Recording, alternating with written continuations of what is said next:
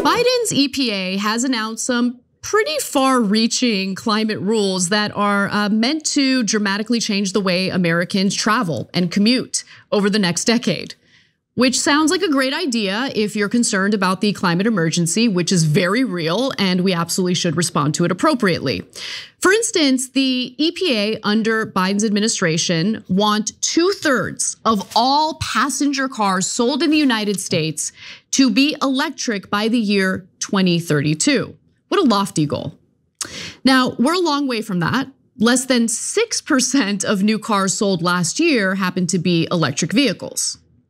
And there are some cost concerns, especially since the financial burden would be placed squarely on the ordinary American consumer in the middle of a rigged economy that they're already struggling with.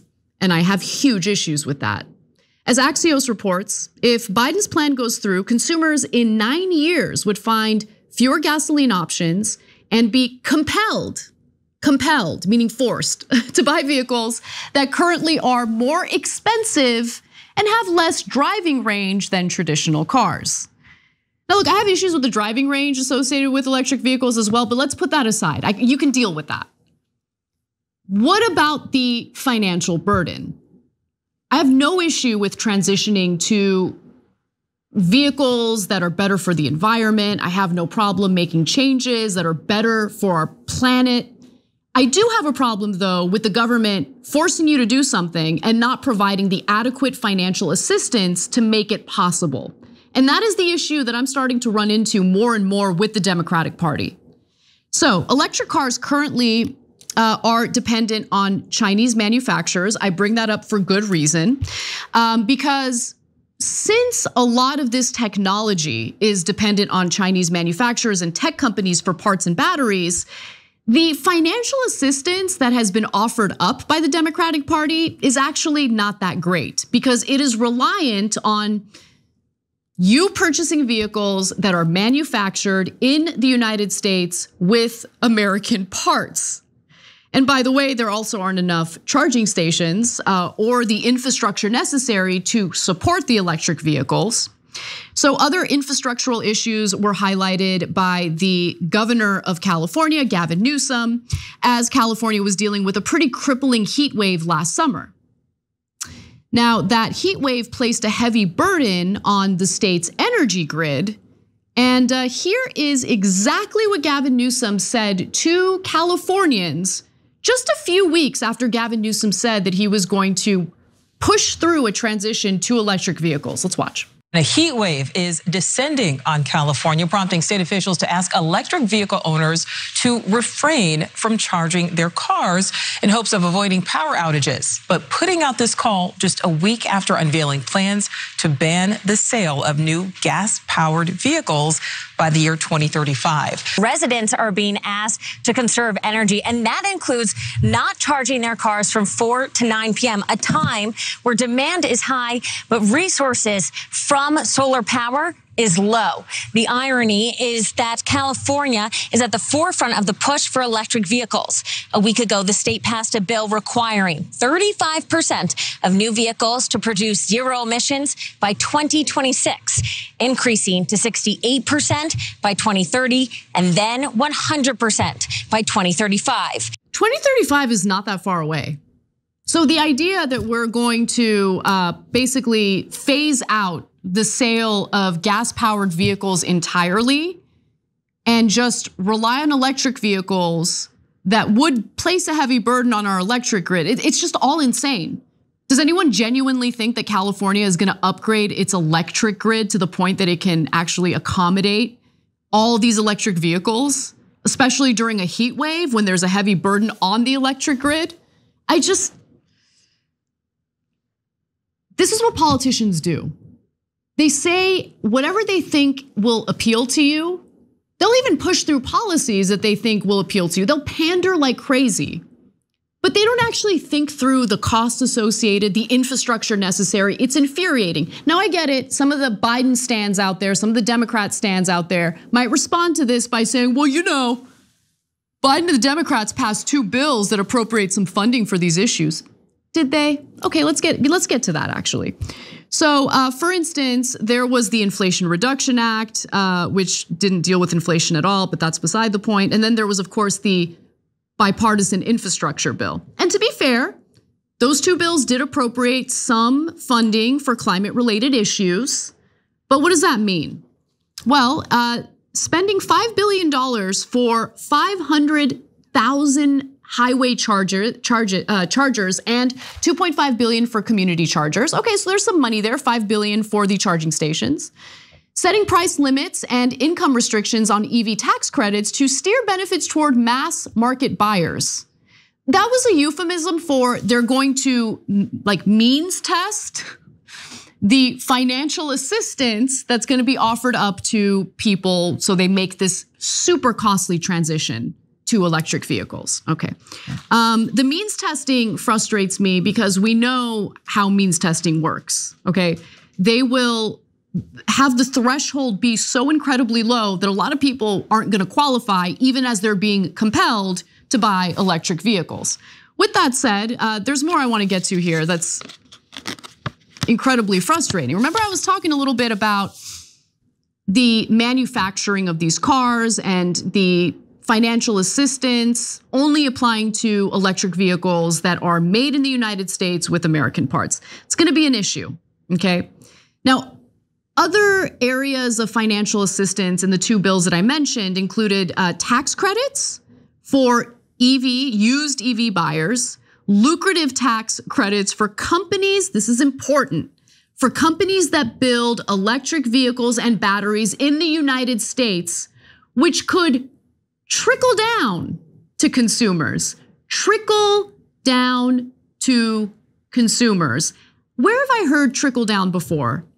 And why do I have such a bad reaction to that phrase? It's like a repellent. It disgusts me because nothing ever trickles down to ordinary consumers, okay? Tax credits for companies means tax credits increase their profits through our money. That's what tax credits mean.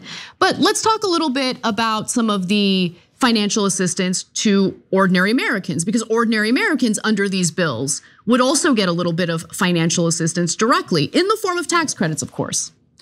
New Biden administration rules first announced March 31st will sharply winnow the number of vehicles now eligible for the $7,500 tax credit. Okay, so the tax credit alone is not enough, especially when you look at the costs of electric vehicles, okay? But a lot of the electric vehicles available on the market today absolutely would not qualify for the full $7,500 tax credit.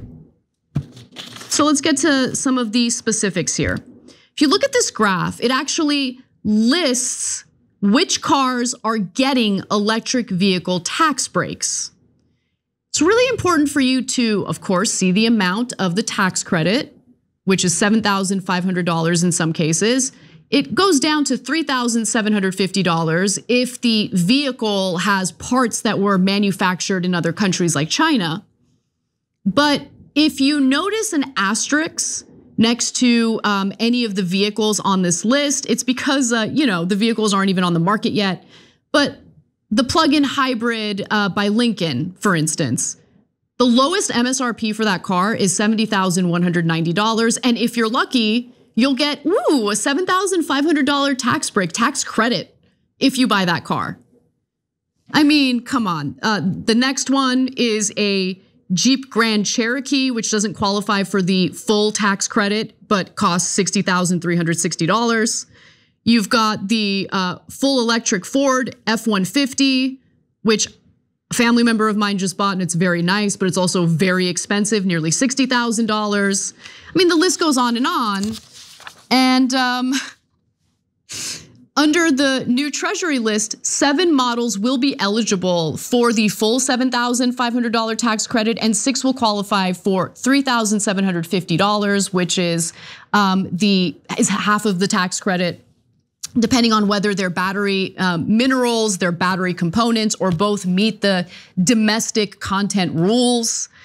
And again, anything with an asterisk that you saw on that list indicates cars that aren't even on the market yet.